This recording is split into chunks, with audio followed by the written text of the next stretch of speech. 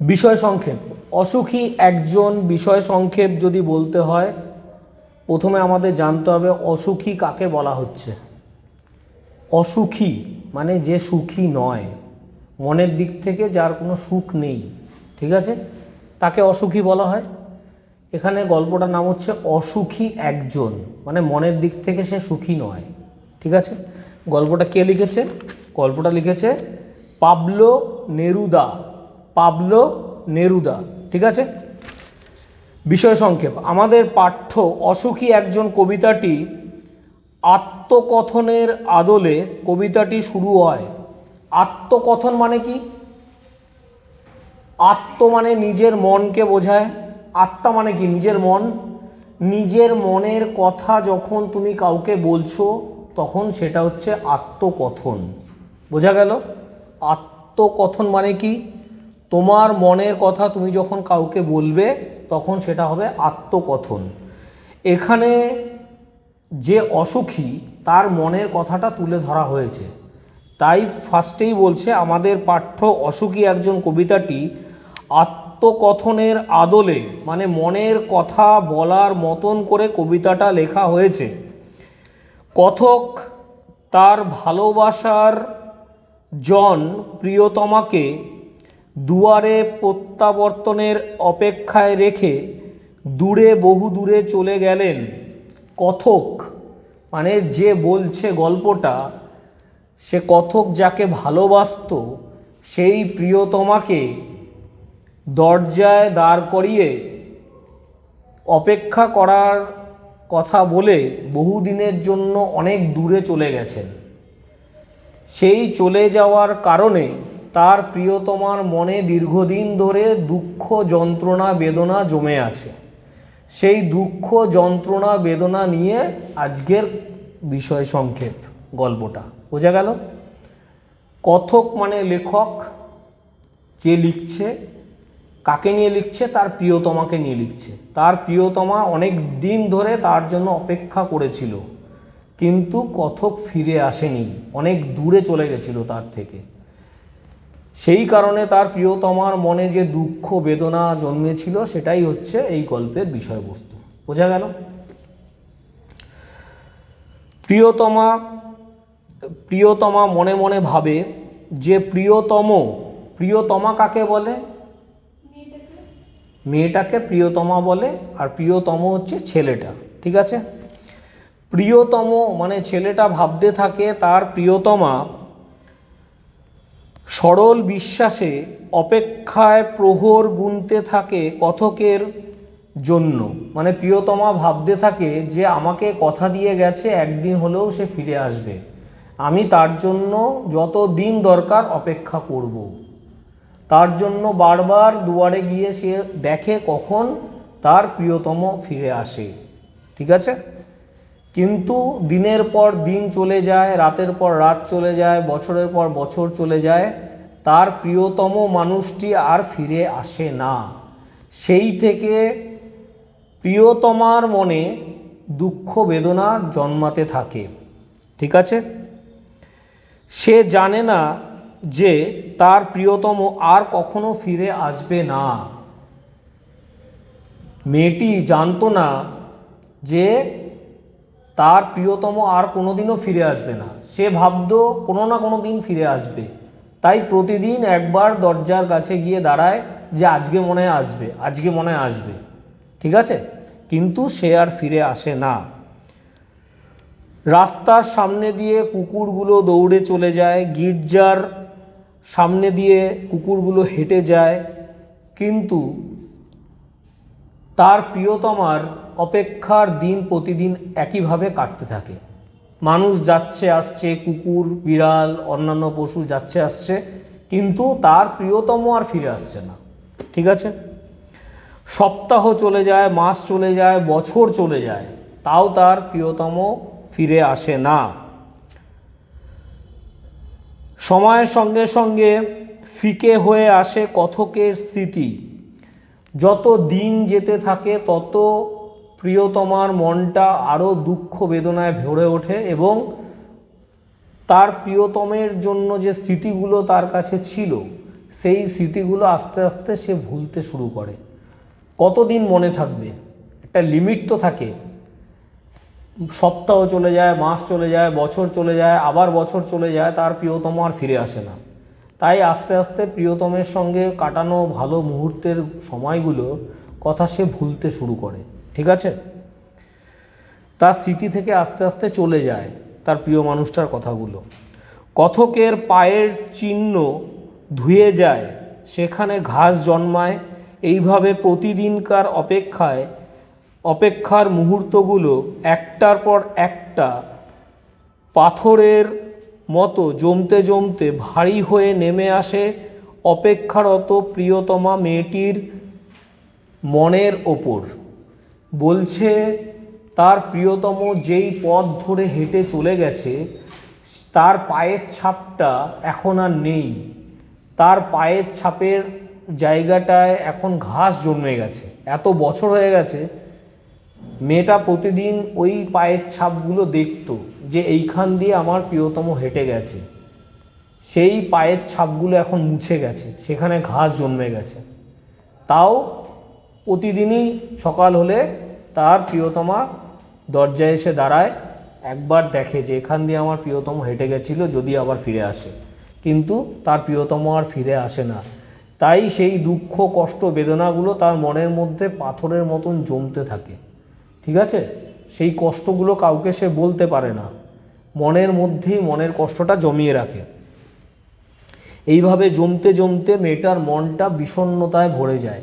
সে একা থাকতে ভালোবাসে, কারোর সাথে কথা বলতো না, একা সময় কাটাতো এবং বেশিরভাগ সময়টাই তার প্রিয়তমের চিন্তা করত, হয়তো ফিরে আসবে, হয়তো ফিরে আসবে। ঠিক আছে?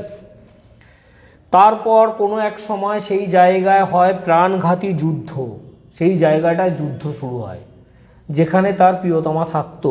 বোঝা গেল? সেখানে প্রাণঘাতী যুদ্ধ মানে, প্রাণঘাতী কথার অর্থ হচ্ছে মেরে ফেলা।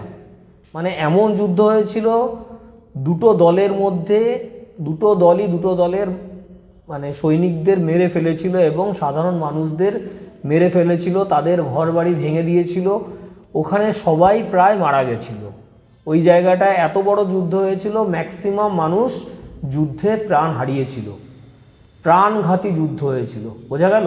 মানে প্রাণ হারিয়ে ফেলেছিল। সেই যুদ্ধের বীভৎসতা রক্তস্নাত আগ্নেয় পাহাড়ের মতো, যার নিষ্ঠুরতার হাত থেকে বাদ যায়নি শিশুরাও। মানে ওই এলাকায় বাচ্চা থেকে শুরু করে বয়স্ক মানুষ পর্যন্ত প্রত্যেককে ওই যুদ্ধে মেরে ফেলা হয়েছিল এবং ওই জায়গাটায় রক্ত গঙ্গা বয়ে গেছিল। ওই জায়গায় প্রত্যেকটা মানুষের বাড়ি ভাঙচুর করে দেওয়া হয়েছিল। একমাত্র বেঁচে ছিল ওই প্রিয়তমা, যে তার প্রিয়তমের অপেক্ষায় দিন কাটাতো। সে বাদে বাচ্চা থেকে শুরু করে বয়স্ক পর্যন্ত সবাইকে মেরে ফেলা হয়েছিল। ঠিক আছে? এই যুদ্ধের বীভৎসতা ছিল আগ্নেয় পাহাড়ের মতন। আগ্নেয় পাহাড় আমরা ভূগোলে পড়েছি, লাভা যখন বেরোয় আগ্নেয় পাহাড় দিয়ে, তখন চারিদিকে সব ধ্বংস করে দেয়। এই যুদ্ধটা ছিল ধ্বংসাত্মক যুদ্ধ, যে যুদ্ধে চারিদিকে আগুনের মতন জ্বলেছিল, সব বাড়ি ঘর পুড়ে ছাই হয়ে গেছিল। বোঝা গেল? কিন্তু এত সবের মধ্যেও বেঁচে থাকে কবির প্রিয় সেই মেয়েটি। এত যুদ্ধের মধ্যেও, যেখানে বাচ্চাদেরও ছাড়া হয়নি, সেই যুদ্ধের মধ্যেও মেয়েটি বেঁচে ছিল। কোন মেয়েটি? প্রিয়তমা, মানে লেখকের ভালোবাসার মানুষটি বেঁচে ছিল। ঠিক আছে? কারণ প্রেম শাশ্বত, মানে ভালোবাসা কোনোদিনও মরে না। কারোর প্রতি যদি ভালোবাসা জন্মায়, সেই ভালোবাসাটা যতদিন না সেই মানুষটা আঘাত করে, ততদিন পর্যন্ত ভালোবাসাটা মানুষের মনে থেকে যায়। যখন আঘাত করে তখন ভালোবাসাটা চলে যায়, আঘাতটা সহ্য করতে পারে না। এটাই মানুষের মনের সাইকোলজিক্যাল দিক। যদি একটা মানুষ আরেকটা মানুষকে ভালোবাসে, ওই মানুষটিও সেই মানুষটিকে ভালোবাসে, দুজনের মধ্যে মানে গভীর প্রেম ভালোবাসা, সেই প্রেম ভালোবাসার মুহূর্তগুলো কিন্তু মানুষ সহজে ভোলে না, যতক্ষণ না দুজনের মধ্যে কোনো দ্বন্দ্ব হচ্ছে, কোনো আঘাত কেউ কাউকে দিচ্ছে। আঘাত দিলেই মানুষ ভোলার চেষ্টা করে, ভুলে যায়, তার আগে পর্যন্ত কিন্তু কেউ কাউকে ভোলে না। আর লেখক কিন্তু তার প্রিয়তমাকে কোনো আঘাত দেয়নি, যাওয়ার সময় বলে গেছিল আমি ফিরে আসব, অপেক্ষা করো। তাই তার প্রিয়তমের জন্য মেয়েটি মনের মধ্যে অনেক ভালোবাসা জমেছিল, যে ভালোবাসাটা শাশ্বত। শাশ্বত মানে কোনো দিনও মরবে না, অমর। ঠিক আছে, শাশ্বত কথার অর্থ এখানে যেটা আজীবন থাকবে, অমর ভালোবাসা। ঠিক আছে, কারণ সে তো আঘাত পায়নি, আঘাত দিয়ে যায়নি। বোঝা গেল? তাই এখানে বলছে সেই ভালোবাসাটা হচ্ছে শাশ্বত, মানে অমর ভালোবাসা। তার মৃত্যু নেই, যেটা আমি বললাম, অমৃত্যু বা অমর ভালোবাসা। চিরন্তন প্রেম মানুষকে মরতে মরতে বাঁচতে শেখায়। মানুষ যখন কাউকে ভালোবাসে তখন এতটাই ভালোবাসে, সেই ভালোবাসার মধ্যে সে নিজেকে এতটাই ডুবিয়ে রাখে যে মৃত্যু আসলেও মৃত্যুটা তার কাছে কষ্ট মনে হয় না, কারণ সে কাউকে ভালোবেসে ভালো আছে। ভালোবেসে ভালো থাকাটা জরুরি। ভালোবাসা, ভালো থাকা, এগুলো কিন্তু খুব গভীর ফিলিংস। ঠিক আছে, এই ফিলিংসগুলো ফিল করার ব্যাপার আছে। ভালো লাগাটা আলাদা ব্যাপার, ভালো কাউকে লাগতেই পারে, কিন্তু তার প্রতি ভালোবাসা চলে আসবে তার কোনো মানে নেই। আর ভালোবাসা চলে আসলে সেই ভালোবাসাটা কিন্তু অনেক গভীর, যে ভালোবাসার কাছে মৃত্যু যদি আসে, মৃত্যুটাও তুচ্ছ মনে হবে, যে আমি তাকে ভালোবেসে মরতেও রাজি আছি, এরকম একটা ব্যাপার চলে আসে। ভালোবাসার কাছে মৃত্যুটাও তুচ্ছ তাচ্ছিল্য মনে হয়। তাই প্রিয়তমার কাছে তার প্রিয়তমের জন্য যে ভালোবাসাটা ছিল, সেই ভালোবাসাটা কিন্তু দীর্ঘদিন ধরে ছিল। যুদ্ধক্ষেত্রে সব মানুষ মারা গেছিল, এই প্রিয়তমা মানুষটি মানে মেয়েটি মারা যায়নি, তার ভালোবাসা তাকে বাঁচিয়ে রেখেছিল। একটা অন্তরের টান থাকে তো, সেই ফিলিংসটা তাকে বাঁচিয়ে রেখেছিল, ভালোবাসার জন্যই সে বেঁচে ছিল। ঠিক আছে, তারপর বলছে যুদ্ধের আগুন থেকে বাদ যায়নি দেবালয়, মানে ওখানকার মন্দিরও যুদ্ধের আগুনে ধ্বংস হয়ে গেছে, ঠাকুরও বাদ যায়নি, ঠাকুরের মূর্তি ভেঙে ফেলা হয়েছে, মন্দিরে আগুন ধরানো হয়েছে, সব কিছুই ধ্বংস হয়ে গেছে, একমাত্র প্রিয়তমা বেঁচে ছিল এবং তার মনের ভেতরে গভীর ভালোবাসা বেঁচে ছিল। বোঝা গেল? তাই এই গল্পটার নামকরণ হয়েছে অসুখী একজন। অসুখী একজনটা কে? প্রিয়তমা। তার মনের মধ্যে একটা অসুখ ছিল। অসুখ মানেটা কি? তার প্রিয়তমকে পাচ্ছে না, সেই যন্ত্রণাটা। ঠিক আছে, কিন্তু তার মনের মধ্যে ভালোবাসাটাও ছিল। তাই তার মনের মধ্যে দুটো জিনিস সবসময় কাজ করতো, একদিকে ভালোবাসা, একদিকে হচ্ছে যন্ত্রণা, না পাওয়ার যন্ত্রণা, প্রিয়তমকে না পাওয়ার যন্ত্রণা। ঠিক আছে, শান্ত ধ্যানমগ্ন দেবতাদের মূর্তিগুলো টুকরো টুকরো হয়ে ভেঙে পড়ে। এই দুঃসময়ে দেবতারাও মানুষকে বাঁচাতে ও স্বপ্ন দেখাতে ব্যর্থ হয়। মানুষ যখন বিপদে পড়ে তখন কাকে ডাকে? দেবতাদের ডাকে। যখন আর কেউ উদ্ধার করতে পারবে না তখন মানুষ কাকে ডাকে? হে ভগবান, আমাকে বাঁচাও।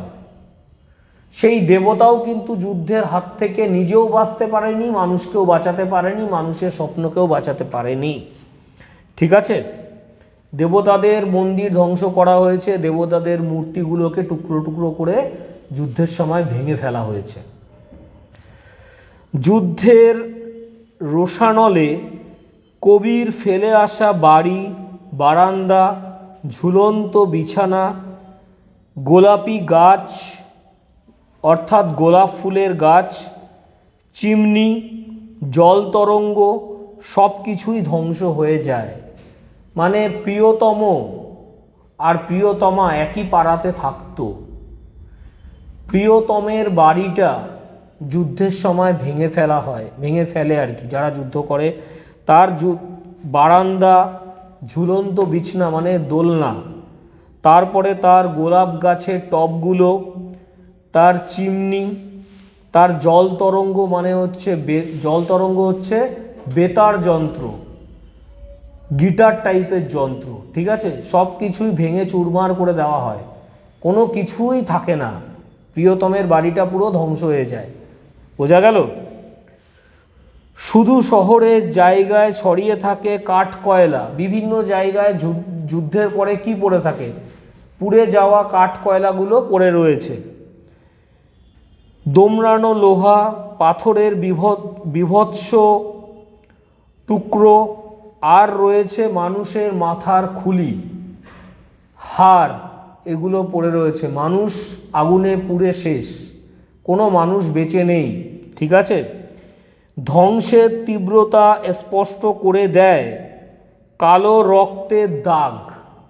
এতটাই ধ্বংস হয়েছে ওখানে, চারিদিকে লাল রক্ত কালো হয়ে গেছে, মাটিতে রক্ত গঙ্গা বয়ে গেছে, সেই রক্ত শুকিয়ে আগুনে পুড়ে কালো হয়ে গেছে। মানুষ পুরো নিশ্চিহ্ন হয়ে গেছে, মানুষের হাড়, মাথার খুলিগুলো পড়ে আছে, ঠাকুরের মূর্তিগুলো টুকরো টুকরো হয়ে পড়ে আছে, মানুষের বাড়ি ঘরগুলো সব ছাইয়ে পরিণত হয়েছে, কাঠ কয়লায় পরিণত হয়েছে।